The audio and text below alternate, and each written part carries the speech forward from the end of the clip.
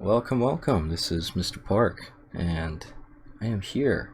Well, not here physically, but as you can see, you don't see a whiteboard or my body, but I recently purchased this cool tablet that allows me to write on Microsoft Paint without my cursor. So it's awesome. And so unless you really like that whiteboard, I think we're going to be sticking to this for the foreseeable future. Anyways, so let's get down to business. I'm here to help you with these refraction practice problems, just in case you needed it. So for number one, it says draw the approximate path of the light ray, which I have already conveniently done for you here. And I just want to make one small note about this drawing. As light goes from a material that is less dense and has a smaller index of refraction, such as air, and it goes into a material that is more dense and has a higher index of refraction, such as water, that ray of light is going to refract towards the normal line, as you can see. So that angle is going to be a lot smaller than 30 degrees because it's bending towards that normal line. And vice versa, as we go from a material that is more dense into a material that is less dense, so in this case we're going from water back into air, it's going to refract away from that normal line. So that's why these arrows look the way they do. So that's number one. But I think number one on your Socrative is actually, it's asking you to find these angles of refraction. So this one here, as well as that one there. But we'll tackle this one first, as it goes from air to water. And we can do this, I'm just going to start writing it here. We're going to do this using our handy dandy Snell's law. And as we know, that is n1 sine theta of 1 is equal to n2 sine theta of 2. Awesome. And in this case, our first medium is going to be air, and our second is going to be water, because we're going from air into water. So let's just plug in these proper variables. We have n1, which is 1, sine theta of 1, which is, I believe, was 30 degrees, is that incident angle.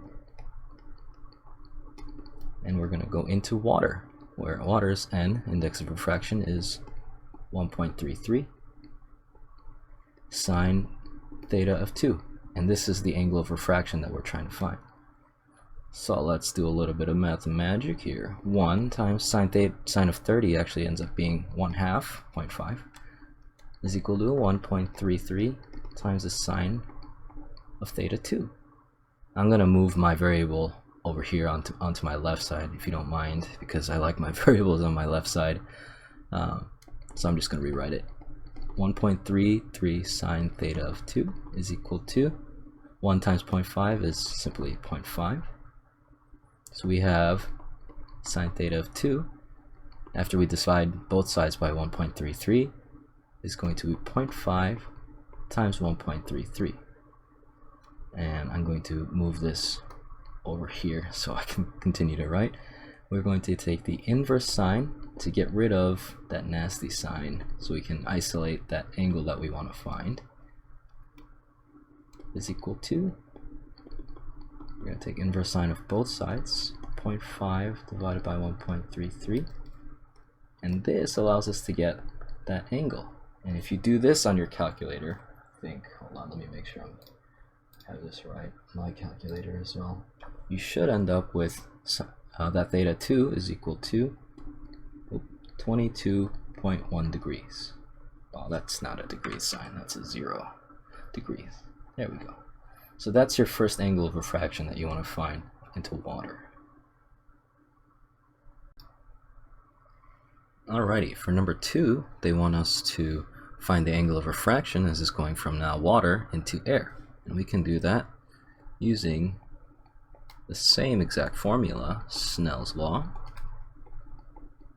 except in this case, our 1s and 2s have switched, because now we are going from water into air. And we've calculated this angle before to be 21.1 degrees, which, if you remember geometry, this is your transverse line, which means this angle right here is your new angle of incidence, and also 22.1 degrees. So I'll just write that down right there.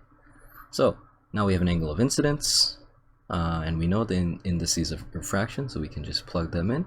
Since number 1 is now water, we're going to put in 1.33 for water, the sine of 22.1 degrees, and now we're going into air where the index is 1, and we are trying to find that new angle of refraction. Now we're going to do more math magic, and we have 1.33 times the sine of 22.1 is equal to 1 times the sine of theta 2.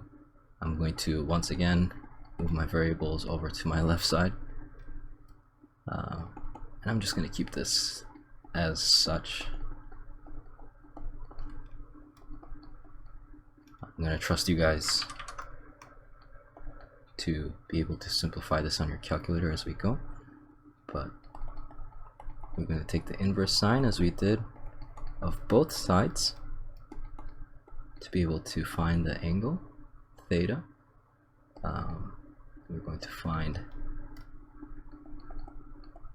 the inverse sine of 1.33 times the sine of 22.1 degrees is going to equal, it should come out to be 30 degrees, which is really cool because that was the original index, the original incident angle that we came up with. Huh, you think that's a coincidence? Because I don't think so. By the way, it should be noted that we're supposed to round to 3 sig figs, so this should be 30.0 degrees. My apologies. 30.0 degrees.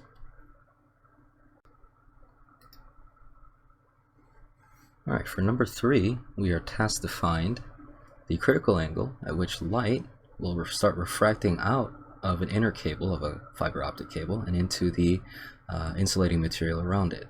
And here I drew a nice little side view of what a fiber optic cable might look like. And as you can see the inner cable here surrounded by the outer material with 2 different indices of refraction.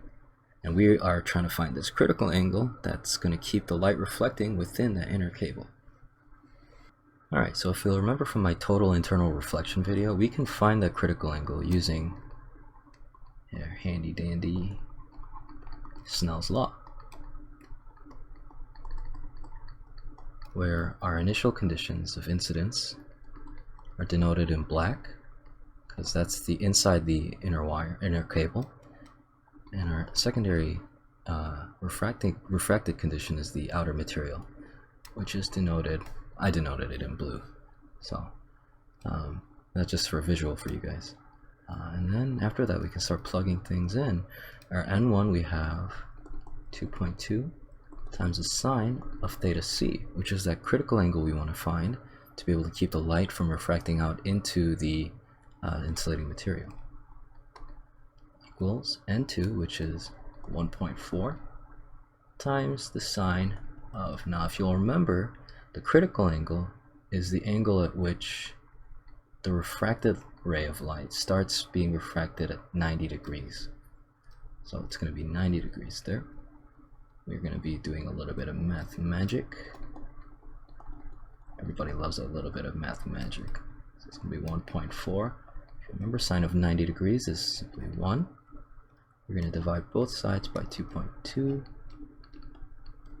And we get sine of theta c is equal to 1.4 divided by 2.2. We're going to take the inverse sine of both sides so we can get rid of that nasty sign. I don't like letters in my equations, get them out of here. And if you did your button mashing correctly on your calculator, we should end up with the critical angle being 39.5 degrees. And it is at this angle that light begins to refract out into the insulating material.